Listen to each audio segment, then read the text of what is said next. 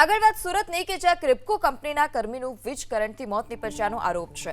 મૃતક યુવકના પરિવારના ક્રિપ્કો કંપની પર ગંભીર આરોપ। ઓલપાડમાં રહેતા 24 વર્ષીય અક્ષ પટેલનું વીજ કરંટથી મોત નીપજ્યું। અક્ષ ક્રિપ્કો કંપનીમાં ઇલેક્ટ્રિશિયન તરીકે કામ કરતો। કંપની તરફથી કોઈપણ સેફટીના સાધનો આપવામાં ન આવતા હોવાનો પણ આરોપ છે। સેફટીના સાધનો વગેરે જ કર્મચારી પાસે ઇલેક્ટ્રિક લાઇનનું કામ કરાવવામાં આવતું।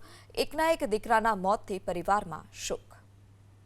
અક્ષ દીપકભાઈ પટેલ નામનો છોકરો કામ કરતો હતો ક્રિપ્કો કંપનીની અંદર ઇલેક્ટ્રિક ડિપાર્ટમેન્ટની અંદર, જે મારો ભાણેજ થાય છે। હું એનો મામા થાઉં છું અને આ ઘટના કાલે જ્યારે થઈ તે લગભગ 3:30 થી 4ની વચ્ચે થયેલી છે અને આ ઘટના થવા પાછળ કોણ કોણ જવાબદાર છે અને એ બધી માહિતી કોઈ આપી નથી। હજુ કોઈ જાતનું કોઈ અહીંયા આવ્યું નથી કોઈ જાતની કોઈ વાત કરવા માટે આવ્યું નથી, કોઈ કંપની માટે માણસ આવ્યા છે અહીંયા અને આવું કેમ છે એ બધી જાણકારી અમને જોઈએ છે।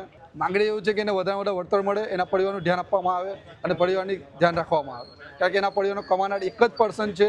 આજ પછી એના મા બાપની જવાબદારીની બેન છે જે અનમેરિડ છે, એને પનાવવાનું, આ બધી જવાબદારી કોણ લેશે?